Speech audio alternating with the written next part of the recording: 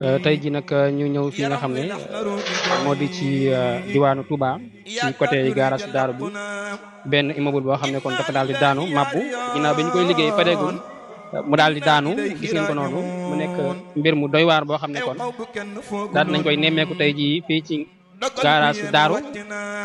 ñi nga xam ne ñoo doon maçon yi nga xam ne ñoo ko doon raax ba ñu koy raax ci biir la ñu nekkoon waaye ñu jékki-jékki gis li nga xam ne moo di bâtiment bi daal di rës daal di daanu. mu nekk nag loo xam ne kon mbir mu méttee métti la gis ngeen ko noonu mu nekk itam loo xam ne lu doy waar la ginnaaw saa bu nekk dañuy nemmeeku li nga xam ne rek moo di ay tabax yoo xam ne day daanu yaakaar naa fa ñuy génn rek foofee ca Dakar ci Ngor benn immeuble boo xam ne dafa daal daanu itam tey ji ñuy nemmeeku boo xam ne dañ koy liggéey sax waaye eggagul mu daanu.